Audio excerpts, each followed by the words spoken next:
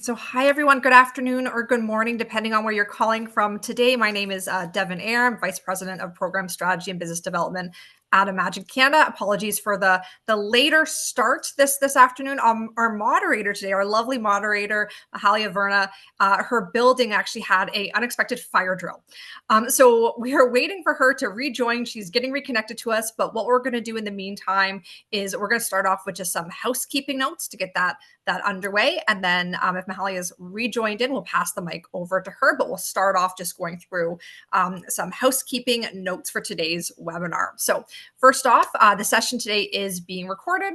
All registrants to today's virtual session, as well as our in-person session last night, will receive a copy of today's recording. So if you have to head out early, don't see it, or think there's a colleague that may really love the material today, you will get that recording likely at some point next week. Closed captions are enabled for today's presentation, and they can be turned on through the toolbar at the bottom of your Zoom window. So if you click that CC in the box, you'll see the closed captions, which can help you follow along. Now, everyone joining the webinar today is muted automatically, and we ask that you do stay muted throughout the presentation if you have that possibility, just to avoid any feedback noises. As we go through the presentation, you can definitely use the chat box to ask for any technical support throughout the presentation. I'd also invite you to use the chat box to ask any questions of your panelists, and also, share where you're joining from, share the organization, share the territories of the lands that you're on, share how you're feeling today, what your summer vacation plans are. We want to hear it all. So again, really glad to have you on the call today. And at that, I will pass it over to Mahalia, who is now in an office, it looks like, and ready to kick us off. Thanks so much, Mahalia. Oh wait, no, sorry. There's a few more technical considerations I have to go through. Okay, so hang tight 1 minute, Mahalia, if you can just go back there, Megan. So absolutely. So again, as we go through the panel, feel free to put your questions either using the Q&A function at the bottom or the chat box. We'll monitor them both as we go through. And I would also say that although our event today is run in English, if you do ask a question in French, we will translate it and provide it to our panelists, who Mahalia is bilingual, I believe, so was able to also address any questions in French if they do come up. And so that is it for the housekeeping notes, I think, now. And we'll pass it over to you, Mahalia, and we're so glad to have you here now. Thank you, Devin. Thank you. Hello, everyone. My name is Mahalia Verna. I'm a board member of Imagine Canada. Thank you so much for joining us today for this session entitled The Art of Communicating Numbers. As you're all well aware, the key to this session is to help us as leaders and change makers across the social impact space to explore how we can make memorable, meaningful, and actionable impact in our sector. Before we continue, I'd like to read out the land acknowledgement. So Imagine Canada's staff, operations, work, and network depend on the traditional Indigenous territories that provide us physical space, sustenance, and safety, and community to work, live, and play. Myself, I'm located on the traditional territory of many nations, including the Muskogas of the Credit, the Anishinaabe, the Haudenosaunee, and the Wendat. We acknowledge that these lands are covered by Treaty 13 and the Dish with One Spoon Wampum Belt Covenant. We acknowledge that these lands are still home to many diverse nations, First Nations, Métis and Inuit people. We also acknowledge that our ability to live and work on these lands today is a direct benefit of policies of expulsion and assimilation of Indigenous peoples during the time of settlement and confederation and since. The harms of these policies are many and are still being felt in Indigenous communities today. We express gratitude towards the Indigenous peoples who have and will continue to steward these lands. We commit to amplifying the voices of Indigenous peoples and working against the everyday forces of white supremacy and colonialism present in the not-for-profit sector. Thank you for your attention for this very important message. Before we start, I just want to thank our event sponsor, the community sponsor of today's event, Your Cause from Blackbaud. Thank you to the Blackbaud team, your continued partnership and your belief in the power of better data for greater impact is so appreciated. Thank you for supporting today's session. And thank you again to all of you for taking the time to be here with us and to connect. As you can see on the screen is the agenda for our meeting today. Before that, I just want to give you a bit of context, right, to what we're going to be, why we're talking about what we're talking about today. We're surrounded by dashboards and metrics, but meaning and clarity are harder to come by. The truth is, numbers don't speak for themselves. People do. To make data count, we need to connect to hearts, minds, and missions. So this session, it's not just about data fluency, it's really about using numbers to lead. So whether you're from a not-for-profit, a corporation, or somewhere in between, you are here because impact matters. And impact without clarity, it just doesn't move people and systems. But used well, numbers can tell better stories, support smarter decisions, build trust, and inspire action. And all of that starts with making data stick. So as we dive in today, I invite you to reflect on a key question. What stories are your numbers telling? And who needs to hear them? So that, I hope with that, I've kind of given you the context. And Devin, I'm assuming you are still going to hop in and share some important information from Imagine Canada before I get to the panel. Yeah, absolutely, Mahalia. Thanks so much. So, absolutely, before diving into the content itself, for those of you new to Imagine Canada, we're pleased to give you a quick overview to who we are and some updates related to our PRISM network and membership program. So, in short, we're a national organization working coast to coast to coast to strengthen the environment in which charities and nonprofits operate. Our vision is of a Canada where nonprofits, business, and government all work together to drive impact and build thriving communities. Now, 2025 has been a particularly interesting year for us, as I'm sure it has been for all of you on the line as well. And I think amidst all these shared challenges we've been facing, we've just been so incredibly grateful as an organization and how the sector has come together in a year of such economic and political uncertainty.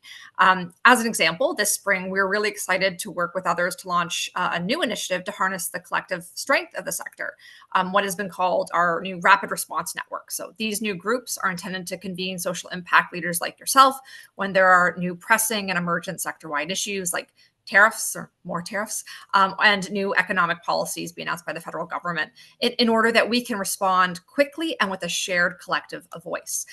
On the research front, this spring, we were really proud to release 2 new reports to support those working in social good. These are Unlocking Generosity and People First. Unlocking Generosity is a landmark report on the giving and volunteering habits of multicultural Canadians. And People First is an essential overview of the individuals who make up our nonprofit workforce, which is 2.5 million strong across the country. And as part of our broader efforts to strengthen collaboration between the corporate and nonprofit sectors, we're also deepening our work this year through the PRISM Corporate Network, which underwent a big evolution last year. So the Imagine Canada certification, which is now a part of PRISM, recognizes companies that give generally based on a percentage of pre-tax profits and supports companies in building stronger community-driven partnerships. On the slide that's shown here today, you can see just a small sample of some of the leading companies in Canada that we work with. PRISM, which is a new suite of resources for companies, was officially announced at the end of 2024 at a launch that gained coverage in over 150 media outlets across the country. And this spring, we were really proud to see our companies also featured in the Globe and Mail's report on business. And this summer, the momentum keeps going. We're rolling out new reporting tools for corporate leaders, and a new support program was graciously supported by Canada Life that enables companies to provide nonprofits with capacity building services, like our very own Grant Connect and our accreditation, to their grantees, to their community partners. Now, in addition to our corporate members, Imagine Canada is also grateful for the continued engagement of our nonprofit members, many of whom are on the call today. In the last year, our membership base has actually doubled in size, and we've been so glad to see strong engagement, particularly from a lot more small organizations, now that our membership is free for organizations of a certain size. Our members are really a group that dives deep together on the sector's biggest challenges, from funding to workforce retention. And they help shape national priorities and advocacy aims and directives. If you're not yet a member, we'd love for you to join us, and we invite you to attend our upcoming Leadership Roundtable in Ottawa, an in-person national conversation on where the sector is headed this fall. Now, today's session is part of ongoing program for the Prism companies, for nonprofit members and guests. It's part two of this session. We hosted an in-person sort of iteration of it last night, so you get to see the virtual edition this afternoon with us. And this fall, we'll be hosting a virtual panel on shifts in ESG and partnerships. So again, the learning continues. And in December, we're headed west for an in-person deeper dive on impact measurement and shared outcomes. So, treat today as a starting point. We're really excited to hear your insights and questions when we do get to that part of the presentation. And they'll really help us at Imagine Canada and with our partners, shape sort of the next upcoming events. And with that, I'll pass the mic back over to Mahalia. Thank you, Devin. So as you can all see, there's lots going on with Imagine Canada and its partners. Thank you for that. So now we're about to hear the practical presentation of the art of communicating numbers. And for that, I'm happy to introduce Holly Stanzak and Andrea Avjoglu, pardon me. Holly and Andrea have teamed up to distill what I would call the 5 golden nuggets from the book Making Numbers Count. They're going to be presenting the 5 key takeaways from that book, which is a really wonderful tool. But with a clear eye, I would tell you, and they're really going to zoom in on what's the most useful and relevant to you and to all members of our sector.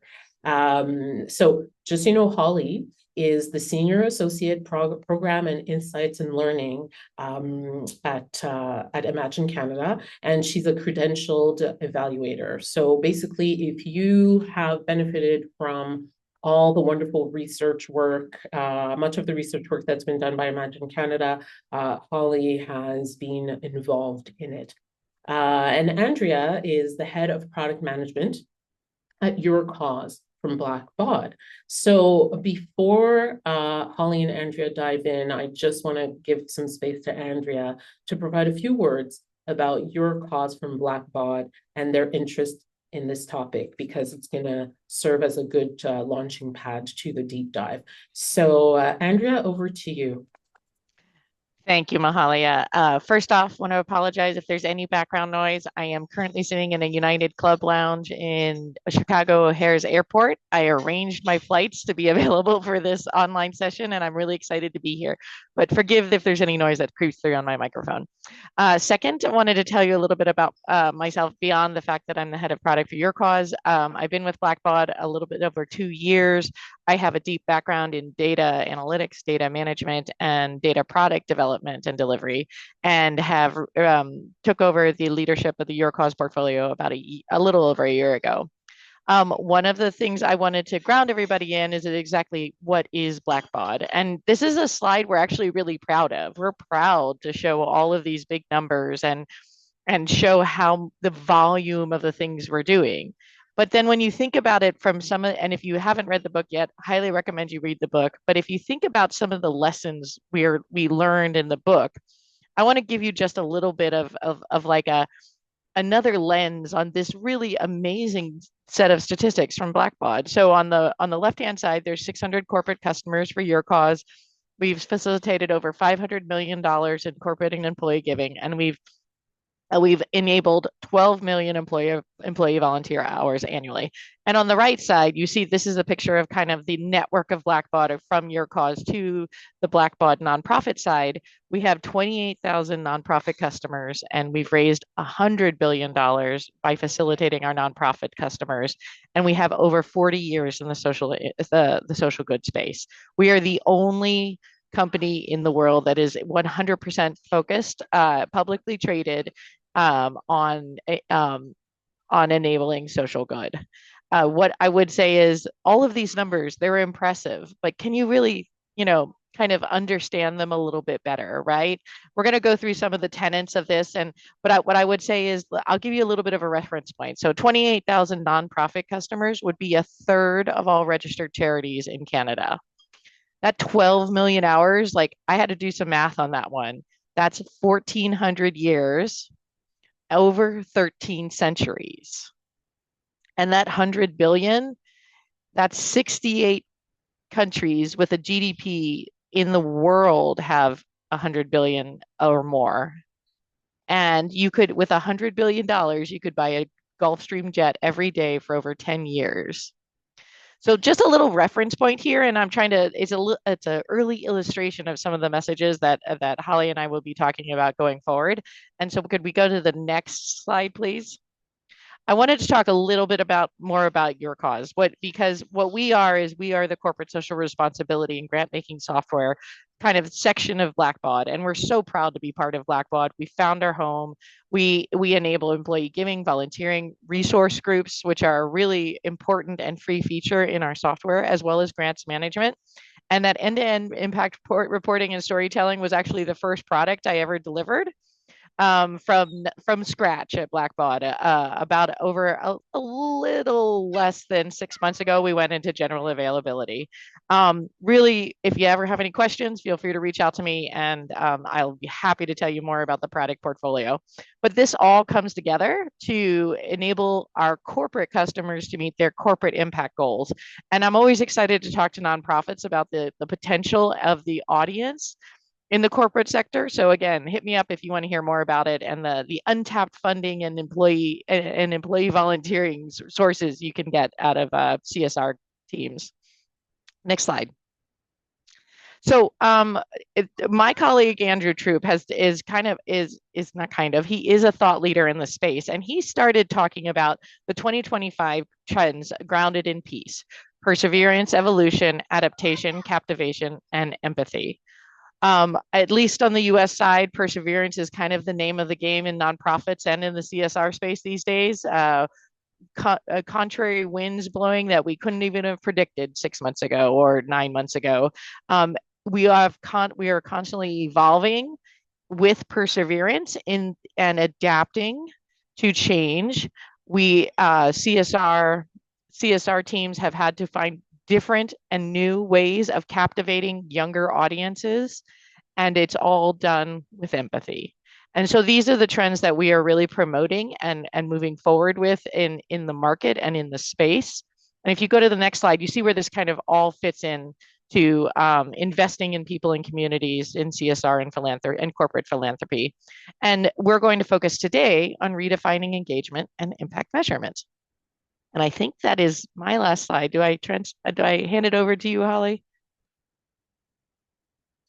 Thanks, Andrea. That was really, you're absolutely right. Like it really, what you just exemplified for us is really going to be grounding for what comes next. And so I'm going to hand it over to Holly because she's going to then start taking us into the key takeaways, and Andrea will and her will tag team on this part. So here we go. Holly, it's over to you. Great. Thank you, Mahalia. Great to be with you all today. So I'm going to walk us through the presentation, but we'd love to start with a poll first. So I think someone on the back end, thank you, that I just saw that pop up there. So how comfortable do you feel with working with or interpreting numbers?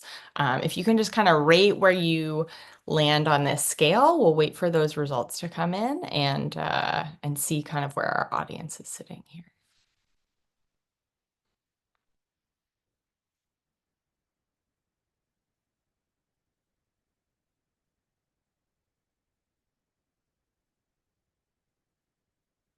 We'll just give it a second. Is there someone who can see? I can't see the participation rate. If someone can let me know when we're close to the end there and display the results.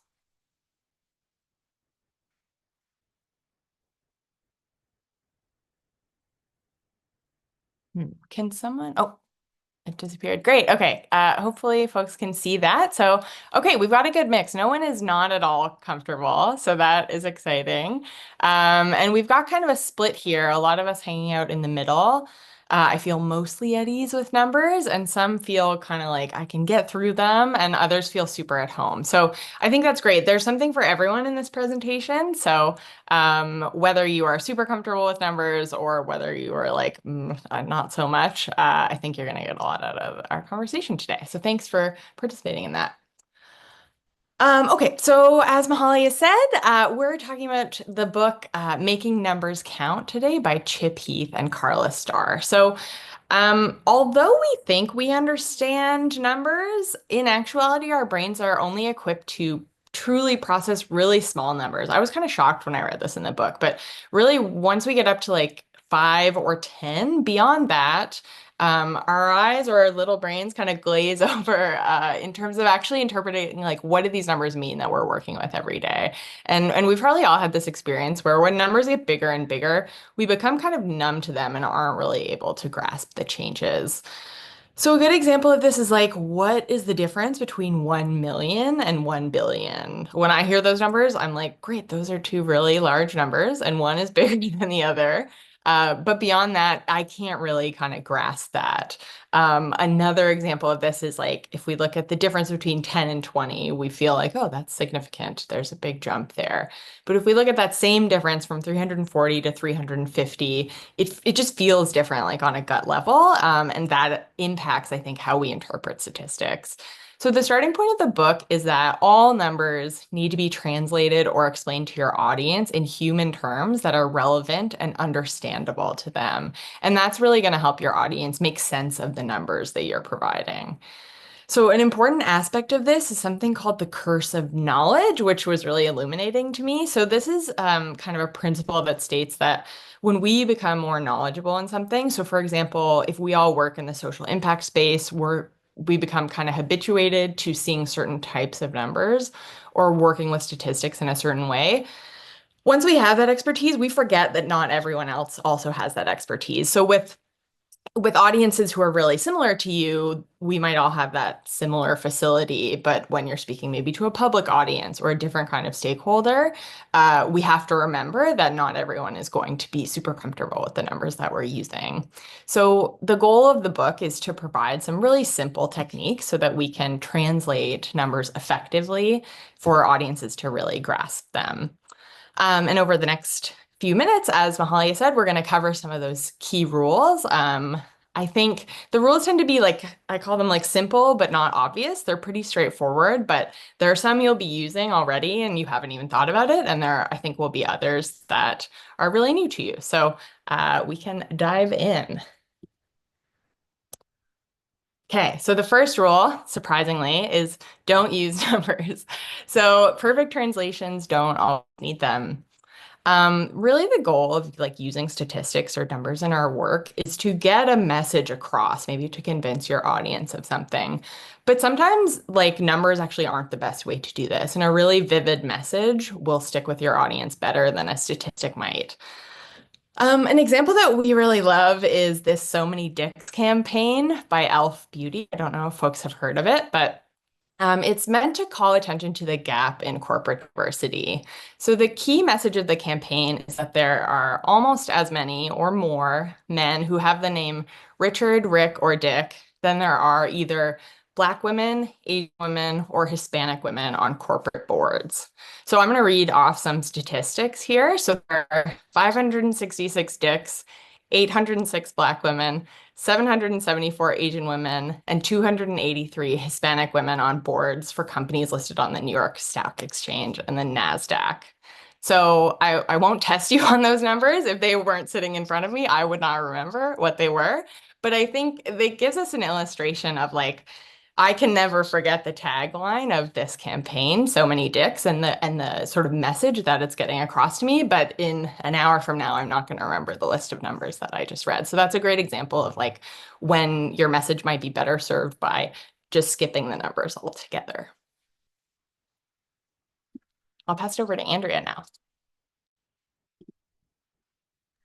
Sorry, I had to get off mute. So rule number 2 is focus on one thing at a time. So we have an example here around not just quoting a big number. Avoid bigism when you're talking about your numbers and really think about what does that huge number mean in more simple terms. Like Holly was saying, our little brains can only interpret numbers in the like kind of single-ish digits. So if you have a statistic of women and girls spend 200 million hours collecting water every day, what the heck is 200 million hours? How does that relate to me? How do I conceive of what 200 million hours means to the average person? So the translation there, it would be as if a woman started with her empty bucket in the Stone Age and didn't arrive home with water until 2016. Now that seems like a long time, right? So that way it is perceived as you're trudging through the eons of time for those 200 million hours that women spend collecting water every day. I have another example around this is that the Canadian national debt is $1.2 trillion. As Holly said, when you get into the millions and trillions, like I'm doing the numbers game where I'm doing comma zero zero. How many comma zero zeros are there? What does that actually mean to me? What does $1.2 trillion actually mean? And if you break it down to something smaller than trillions and billions, the debt means it's $30,000 per Canadian citizen. That's a concept we can all kind of wrap our heads around a little bit easier and we can relate to in that. Does that seem small or big to me? I'll hand it off to Holly for rule number 3. Awesome. So rule number 3 here, I like this one because it is not that groundbreaking, but like you can start doing it in 5 minutes and it's going to be kind of like a low-hanging fruit that you can use from this presentation. So the gold standard for user-friendly numbers is use small whole numbers rounded with enthusiasm. So surprisingly, research shows that we can only really hold up to like 7 digits in our short-term memory. So if you think of like an old phone number before the area code era, that's about all that we can remember at one time. So decimals and fractions can burn through those digits super quickly. And we have a hard time kind of holding many of those in our brain at one time. The research says that percentages are a bit better. They're easier for us to process, but they still don't stick as well as like more concrete objects. And so a tip that the authors suggest, we've talked about using words or kind of like relative terms. Something else we can do is convert numbers to small baskets. So counting in baskets is the term. So instead of saying like 75%, you might say like 3 out of 4 people. That's a really common way that we talk about our impact, for example, in the social impact space. So this is a good example from the Gates Foundation, a briefing note on child mortality. The statistic is more children are surviving today than ever before, with the global under 5 mortality rate declining by 51% since 2000. So by the end of that sentence, I'm like, okay, that's a lot of digits packed in there. So the simple translation, since the 1990s, the number of children who die every year has fallen by more than half. So we're taking that 51%, we're rounding it up, and we're using like a big bucket of 1 and 2 to communicate, what's that simple number that we're trying to get across.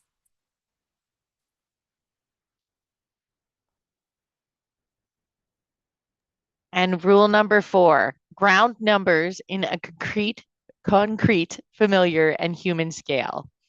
In other words, find your fathom. So there's a good statistics here from 2023. The world lost nearly 16 million acres of forest. 16 million is a big number. what does 16 million acres look like? And my mind starts scrambling around trying to find some type of comparison that I know of. The translation is that's an area bigger than West Virginia. That's slightly better. I'm not sure. I mean, even as an American, I don't know that I actually conceive of how big West Virginia is. I just know it's crammed in between a couple of states in the central eastern seaboard, right? So that's a little bit better. But then when they say or Nova Scotia, actually that's the comparison that clicks for me. So if you, instead of saying the the number that is the biggest, find the fathom of the concrete, familiar human scale, like it's an area bigger than Nova Scotia. One of the ways they did this during COVID is they said the 6 feet social distancing, and every country found its comparison that is very familiar to its population. So in Canada, they said it's one hockey stick. It's about 6 feet, right? That was everybody. I'm assuming all Canadians are familiar with at least the length of the hockey stick, right? And in California or San Diego, they said it's about one surfboard, which again is about 6 feet. In France, they tried to tell people it was two baguettes. Those are some long baguettes. I don't think I've ever seen a 3 foot long baguette, but I think they try to keep the number as small as possible to give the perception of what is 6 feet without people having to do too much math or too much multiplication. However, the Australians tried to say that the social distancing length of 6 feet was equal to 4 koalas. Now, I immediately started thinking, are they stretched out? Are they like on all 4 feet? Are they curled up in a ball? Are they adult koalas? Are they baby koalas? All of that, all of those variables. So I actually don't think that one, even though we all associate koalas and Australians, I'm not sure how well that resonated, even with the local population that is extremely familiar with the size of the average koala. But the concept remains: find the fathom, the concrete, the familiar, that helps bring the numbers down to the scale of the audience that's listening and needs to understand the impact you're trying to portray. Holly. Yeah, I love that example because that it's like that cultural relevance. Like the example that's going to work for one audience is not necessarily going to work for all of them. So I think that's kind of a recurring thing that comes up in the book as well. And the fifth rule we're going to cover here, this is kind of a big one. There's a lot in here, but it's use contrast and comparison to make your numbers more emotional, resonant, or surprising. So there's a couple different pieces here. If you want your number to land, compare it to something that's kind of like unexpected or emotionally loaded that might be surprising. There's also another way that's like compared to something that the audience is familiar with. So it doesn't like we're not necessarily talking all the time about like, oh, it's an emotional gut punch of a comparison. It can just be like, oh, I have this association with this object that it's being compared to, and I can kind of bring that association into the number that I'm interpreting. So that's hard to understand, though. A good example of how you might do this. Devin mentioned this stat earlier, but the nonprofit sector in Canada makes up 8.3% of GDP and employs 2.5 million people, which is equivalent to 12% of the total labor force. Lots of numbers in there. The translation is that it's the largest employer in Canada in terms of sector. So it's bigger than the construction, manufacturing, and retail sectors, which are the three largest for-profit industries in Canada. So there's a lot we can learn from this translation. First of all, this translation is surprising. I work for Imagine Canada. I did not know that the nonprofit sector was the largest employer in the country. So that kind of helps to ground the message that's being communicated. And one of the reasons this surprise lands is because of that comparison. So for many of us, our gut response when we see construction, manufacturing, and retail is like, oh, these are quite large sectors. They're really big parts of our economy, really important parts of our economy. So you kind of port that meaning over then to the statistic about nonprofits. And the final thing I would note is that, again, this translation doesn't really use numbers. So we're using this concept of comparison, but we're also calling back to the first rule, which is that sometimes you don't actually need to provide the statistics, or you can provide them in combination, but your translation can just kind of get the message across and help the audience understand what you're trying to communicate to them. Yeah, and back to Andrea for a quick summary. So to wrap it up, here's are your key takeaways. Number one, avoid numbers. Great translations don't need them. And apparently our brains can't handle them. Focus on one at a time, like an average or one person. Use small whole numbers, rounded with enthusiasm. That's perhaps my favorite phrase in the book. Ground numbers in a concrete, familiar, and human scale, like the size of a province. And then finally, use contrast and comparison to make your numbers more emotional, resonant, or surprising. Taken all together, these help us reduce kind of the verbal clutter of just more and more statistics and help us address and message our impact and the importance of what we're trying to say even more effectively and clearly. And I think we're, Mahalia, you're going to take it away, right? What? That's right. Well, thank you, Andrea. Thank you, Holly. Yeah, you really captured the essence of the key learnings from this book that we highly encourage everyone to purchase. And there's even an audiobook version of it.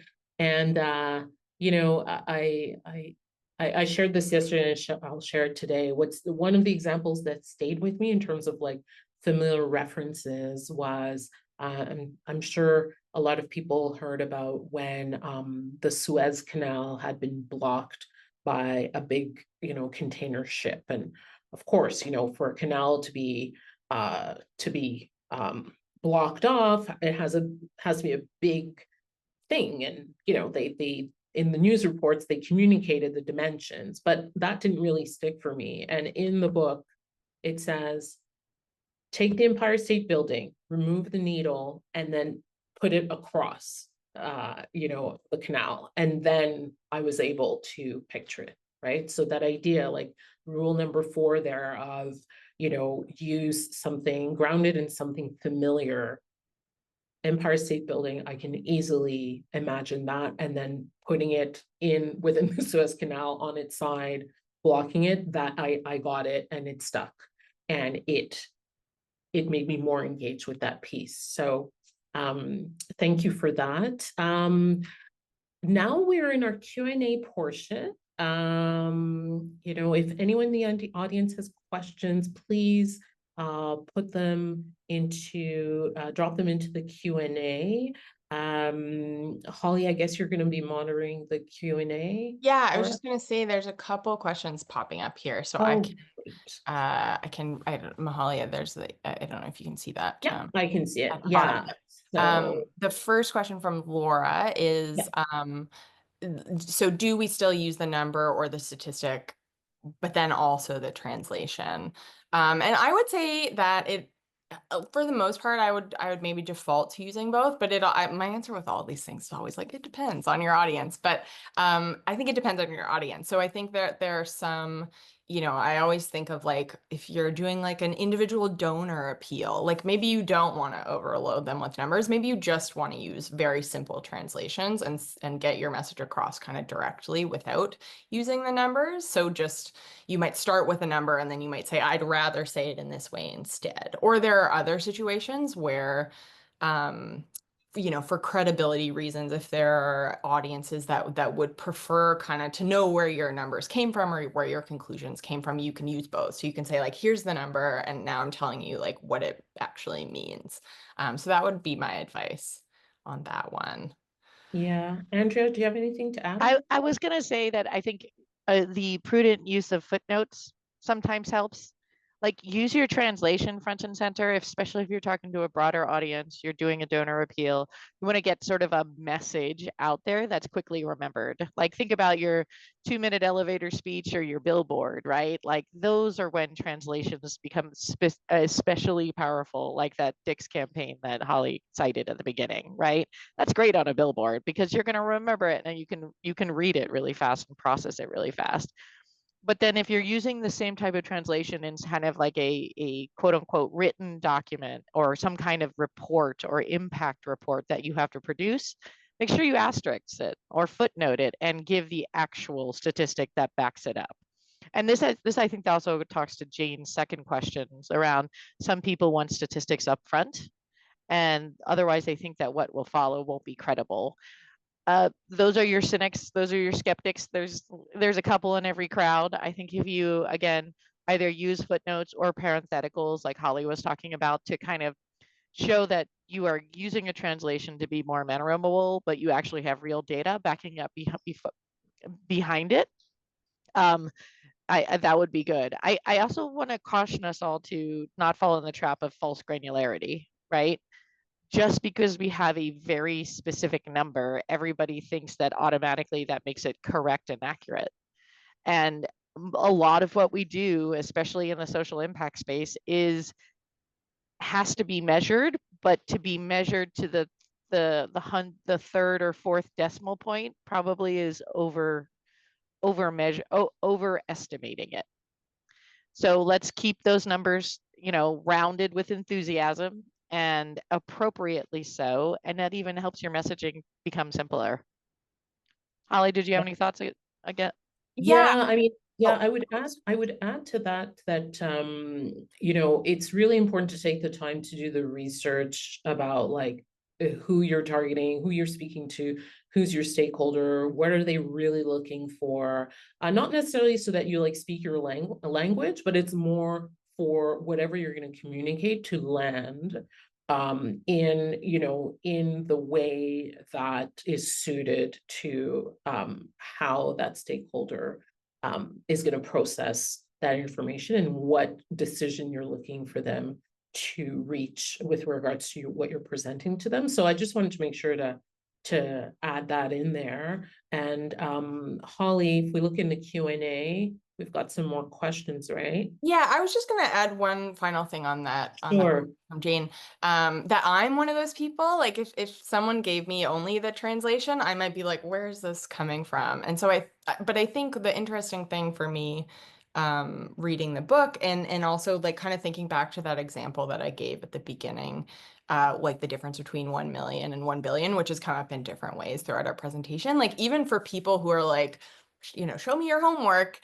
that meaning, like we might think we're grasping the meaning, but really we're kind of missing it and we need that reinforcement. So I would say that like a point they make over and over in the book is like, make the translation anyway. Like it's not going to hurt to be really clear about your message and to give some thought into like how you can communicate it in as simple terms as possible, even when you're communicating to like numbers focused audiences.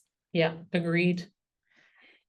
I want to address there's someone said they attended the engaging storytelling session by Blackbaud yesterday, and it focused on statistics. And it seems like and that might seem either contrary or different to the message that Holly and I are giving today. Two things I would say: we are coming forth with a discussion about the topic of a book that we found both interesting and provocative, and encourage you to entertain different approaches to communicating your impact stories to your audiences.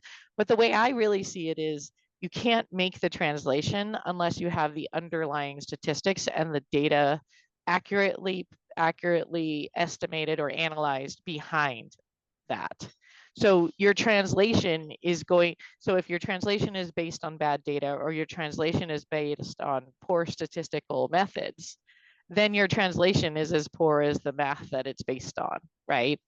In analytics, we call it garbage in, garbage out, and it's really, it can't be truer. So storytelling does come from a place of understand your data, understand the statistics, and then understand how to message it effectively with some of these translation techniques. Sorry, I skipped Absolutely. ahead, Holly and Mahalia. I don't know if you want to No, go it's back. okay. I just noticed it as well. No, thank you, Andrea, for addressing that. And yeah, it's like everything is in like in the nuance and the balance, and in making sure that, especially in these times of where, information is being questioned, to be sure to be able to back things up, right? So to go back to some of the points that both Andrea and Holly were making about how to make sure that things are grounded in, whether it be sources, footnotes, the data, and good, clean data. You should not do away with those. And then, yeah, if we go scroll back up to the questions, I see are we at the question of how do you handle situations where stakeholders want to include multiple stats or messages? Yeah, I think probably what this question is getting at is like that digits question. Like once we start reading a list, it gets a little bit overwhelming. So I kind of like that question. I think there are some cases where you are going to still present multiple messages. I guess the first step is like to simplify it as much as possible. Like that's kind of the thesis of this book as well. It's like, what do you really need to get your message across and really have a laser focus on that. So how many statistics do you actually need to get your message across is probably the first question I would ask. If it turns out that it's a bunch, or if it's like a reporting format that requires you to use a bunch of statistics in a row, I would just like pause and again communicate that like those key messages throughout. So maybe you'll have a batch of statistics and the key message after that is all the same. And so you spend some time after kind of a batch of statistics, or maybe you're kind of pausing and you're building a case as you're going throughout. But it's still that principle of translating everything, everything that you're sharing is what I would say to that one. I don't have much to add to what Holly said, but I think you just have to make sure whatever statistics you do include are focused and distilled down to the message you want to portray. Yeah, yeah. I feel this one, this segues well into a question I see here. Does this spell the end of infographics? Mhm. It says, please say Please say yes, but I'm yes. not sure we're going to say Yeah. yes. I think that's really interesting, Jennifer. Like, I think uh, you can think of the infographic or potentially good infographics as like an attempt to achieve these translations, right? Often, like right now, I'm picturing a house, and they're like, oh, 10 people in the house, like, experience this benefit from the program out of 20 or whatever. Like, I see that one a lot. And so I think there's like, perhaps contrary to your hopes for the question, I would say that there's a sort of an interaction between these things, or that infographics are one way you can translate your statistics. But I would say that this book is really helpful if you're looking for examples of how to do that, like verbally or using words instead of using pictures. If you're like, please don't make me use an infographic, don't fear. There are other ways to get that translation across. And I do think infographics are good for certain audiences that aren't or don't want to read as many words, right?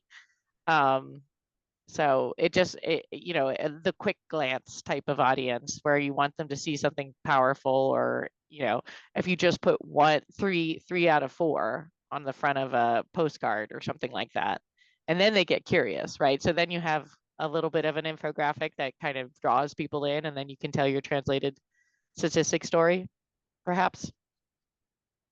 Yeah, Oh, but the kind of infographic with 15 data points, yeah, nobody stops to read that, especially above an analyst level especially in the corporate space where I play. Most, especially C-suite, have the attention span of about a fly. So if you don't grab them with like a quick, direct ask or message, really, really plainly, they're moved on. Nobody's going to read 15 data points. yeah, well said, Andrea. And it goes back to that idea of, investing some time in getting to know your audience, right? Like know what is the best platform, what's the best way again, make sure you're using like credible, clean data and sources, and the footnotes, and then figure out what's the best platform, what's the best way to tell the story to land the engagement that you're looking for. Back in the chat, I see a couple of questions related to like PR communications. Yeah, Patty and Anne, are you seeing those by Patty and Kristen? yeah. So Patty, I hate to say it because I love that PR and communications people would have work to do and help you in your quest for finding the info to mobilize action in for homelessness from elected representatives. But a great, quick kind of intern level PR communications a tool would be any of your chatbots. ChatGPT, Microsoft Copilot. You can upload your documents that have your statistics and tell them the audience, tell the bot what audience you would like to present a persuasive translated statistics story to, and they'll give you lots of ideas just off the bat. And you might even pick like five you like, and then go to your PR or marketing or communications person with those five ideas. But at least you've gotten it kind of drained down a little bit, where the PR or communications person doesn't have to look through the data to distill some key messages right up front. Yeah, I think that's a great answer to that question. I think it also like there's parts that dovetail into Kristen's question here, which is, do you have any tips for helping organizations identify which numbers might have strategic value in the Mm. first place? So like how to choose. Um, I have a lot of thoughts on this that are sort of some are related to this webinar and some maybe I need to give an upcoming webinar on the difference between outputs and outcomes. But if you're interested in that, Kristen, but I think like this comes up in evaluation all the time and sort of some like quick rules of thumb. I think that knowing your audience piece is always a big one. I tend to think that like problem framing gets a bit of short shrift. So like to mobilize your audience, whether that's, you know, funders or the public, either to advocate or to donate, I think just like giving them a really clear sense of the problem and what Andrea spoke to, avoiding this like trap of bigism. So often when we're talking about these big social issues that are affecting like whole countries or global issues, we tend to be like, here's our numbers in the millions. This is a really big problem. But I think actually thinking about how to ground like those big social problems in kind of one person or that familiar human scale, as we talked about, is a good starting point. I also think, yeah, understanding having a really clear sense of like what is your unique solution to a social problem that you're providing and what's the like outcome or the sort of few outcomes that are really gonna that you feel are really gonna make a difference based on your understanding of the problem or that are really gonna resonate with people's experiences. So that's more than we can get into, I guess, in one in the 2 minutes that we have left, but those are just maybe some rules of thumb to think about. Yeah, thanks, Andrea. Thanks, Holly. I see a really, I'm assuming both of you have seen Jane's question about, do you have any number songs or other fun formats you like? I just realized kids today, and I'm gonna date myself, don't know the states of the United States name song, and that like you there's like a ditty you sing to sing all 50 states in the U.S. and they don't know that anymore. So I'm on a personal campaign to bring that back to children of tomorrow. But you know, I also think it's these songs are great memory games for how, you know, I still use the classic math one, My Dear Aunt Sally, and then for you know, the hierarchy of mathematical operations, and then if you use exponents, it's except My Dear Aunt Sally. So you know, there's ones that I think everybody should know just because you might not always have a computer in your hand or in front of you. Yeah, yeah. Holly, what about you? I don't have any good ones to add. I'm like looking, I'm like, Devin, have your children told you of any yeah songs lately? I think Andrea's examples are perfect.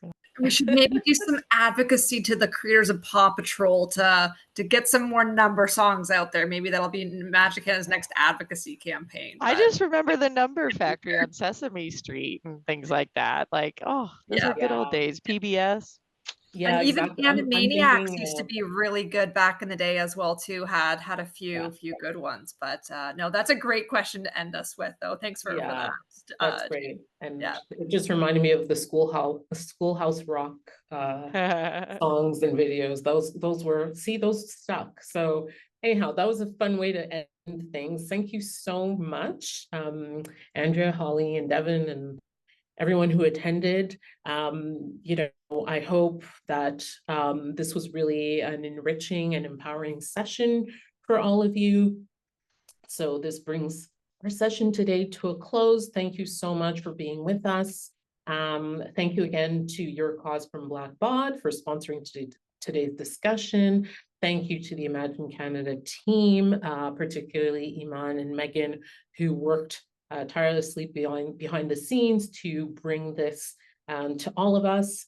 And then I will now pass it over to Holly for the final word.